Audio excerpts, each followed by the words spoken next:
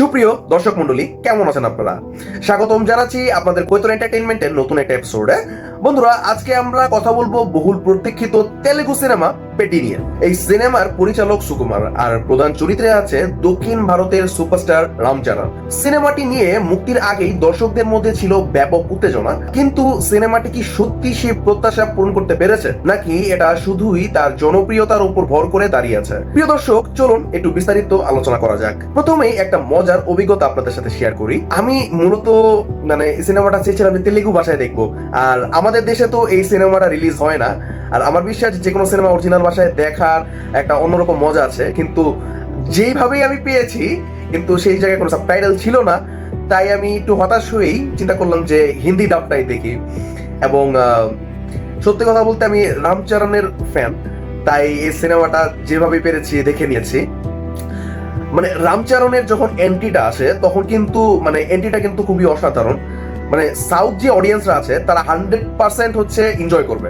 এখন আমরা আসি একটু গল্পে। এই সিনেমার গল্পের কেন্দ্রে আছে পেড্ডি নামের একটা তরুণ ছেলে। সেটা দরিদ্র গ্রামের ছেলে, কিন্তু তার মধ্যে রয়েছে অনেক অসাধারণ প্রতিভা। ক্রিকেট, কুস্তি, তারপর হচ্ছে দৌড়, সব খেলাতেই সে টপ নচ। নিজের জীবন পাল্টানোর সাথে সাথে সে চায় যে তার গ্রামের নামটাও যেন সবাই জানুক। এই লক্ষ্য পূরণের জন্যই আসলে শুরু হয় তার স্ট্রাগলটা। গল্পের মূল বার্তাটা খুবই সহজ: কখনোই হার না মানা, স্বপ্নের পিছনে ছুটে চলা এবং নিজের মানুষদের জন্য লড়াই করা। এখন আসি সিনেমার ভালো এবং খারাপ দিকগুলোতে। প্রথমে আসি সিনেমার ভালো দিকে। সবচেয়ে বড় পজিটিভ দিকটা হচ্ছে রামচরণ। পুরো সিনেমার ভার প্রায় সে কাঁধে একাই তুলে নিয়েছে। একজন সংগ্রামী স্পোর্টসম্যানের চরিত্রে তার অভিনয় যথেষ্ট বিশ্বাসযোগ্য ছিল। বিশেষ করে ইমোশন দৃশ্যগুলোতে সে দারুণ পারফর্ম করেছেন। তার পাশাপাশি খেলাধুলা দৃশ্যগুলোর উপস্থাপনাও বেশ ভালো লেগেছে আমার কাছে। ম্যাচের উত্তেজনা, জয়ের আনন্দ এবং পরাজয়ের কষ্ট সবকিছুই সুন্দরভাবে এখানে তুলে ধরা হয়েছে। পরিচালক সুকুমারের স্টাইলও এখানে স্পষ্টভাবে দেখা যায়।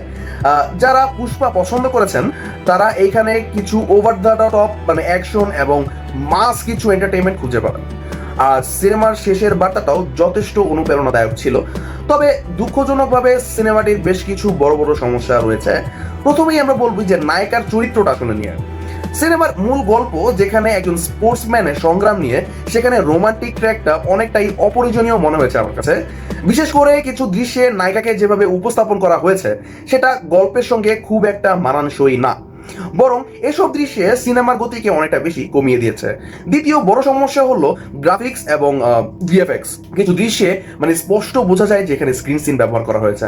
বিশেষ করে ট্রেনের যে দৃশ্যগুলো ছিল অনেকটাই কৃত্রিম মনে হয়। এত বড় বাজারে একটা সিনেমা, এই ধরনের টেকনিক দুর্বল জিনিসগুলো খুবই হতাশাজনক। আর 3 নম্বর সমস্যাটা হচ্ছে যে সত্যি বলতে সিনেমা শেষ হওয়ার পর কোনো কিছু আপনার মনে থাকবে না। 1-2টা গান বাদ দিলে পুরো অ্যালবামই বেশ নর্মাল মনে হচ্ছে আমার কাছে। আর 4 নম্বর সমস্যাটা হচ্ছে সিনেমার যে দৈর্ঘ্য। 3 ঘন্টারও বেশি সিনেমা, এই জায়গায় অনেক কিছুই অপ্রয়োজনীয় আমার কাছে মনে হয়েছে। যেমন হচ্ছে কিছু রোমান্টিক দৃশ্য এবং কিছু গান যদি কমিয়ে দেওয়া যেত তাহলে সিনেমাটা একটু ভালো হইতে পারতো। আরেকটা মেইন জিনিস হচ্ছে ডাবিং। আমি পার্সোনালি হচ্ছে তেলেগু ভার্সনটাই দেখতে চেয়েছিলাম, মূলত হচ্ছে এই কারণটার জন্যই। কারণ হিন্দি ডাবিংটা অনেক জায়গায় আমার কাছে স্বাভাবিক লাগেনি। যদিও আমি যে প্রিন্টে দেখেছি সেই প্রিন্টে ডাবিংটা ভালো মতো শোনা যায় না। সবশেষে যেই বিষয়টি আমাকে সবচেয়ে বেশি খারাপ লেগেছে সেটা হচ্ছে সিনেমার মৌলিকতার অভাব। সিনেমা দেখতে দেখতে বারবার বিভিন্ন স্পোর্টস ড্রামার সিনেমার কথা মনে পড়ে। কোথাও দঙ্গল, কোথাও সুলতান, আবার কোথাও আবার ভাগ মিল্খা ভাগের একটা ছায়া আপনি দেখতে পাবেন। আর তার সাথে কিছু মশলা টসলা দিয়ে সিনেমাটাকে বানানো হয়েছে এরকমই মনে হয়। তাই নতুন কিছু দেখার আশা যদি আপনি নেন, নিয়ে যদি এই সিনেমাটা দেখেন তাহলে আপনি একটু হতাশ হবেন। এখন প্রশ্ন হলো যে সিনেমাটা কি আসলে কি দেখা উচিত কিনা? বন্ধুরা, আমার মতে যদি আপনি রামচরণের বড় ভক্ত হন তাহলে অবশ্যই সিনেমাটা দেখতে পারেন, কারণ তার পারফরমেন্সই এই সিনেমাটাকে শেষ পর্যন্ত টেনে নিয়ে গেছে। সবকিছুই বিবেচনা করে আমি 10-এর মধ্যে দিব 6। ফ্যামিলির সাথে বসে দেখতে পাবেন, কোনো অশ্লীলতা নেই, তবে কিছু দৃশ্যে আপনার কাছে অপ্রয়োজনীয় মনে হতে পারে। তো বন্ধুরা, আপনারা কি ইতিমধ্যে এই পেডি সিনেমাটা দেখে ফেলেছেন? দেখে থাকলে কেমন লেগেছে অবশ্যই কমেন্ট বক্সে জানিয়ে দিবেন, এবং ভিডিওটি ভালো লাগলে লাইক দিন এবং আপনার বন্ধুদের সাথে শেয়ার করে দিন, এবং অবশ্যই আমাদের চ্যানেল কৈতন এন্টারটেইনমেন্টকে সাবস্ক্রাইব করতে ভুলবেন না। দেখা হচ্ছে পরবর্তী নতুন কোনো ভিডিওতে। টিল দেন, গুড বাই, টাটা। आपको लगता है कि हमने घेर खेला है? हमने जंग लड़ी है।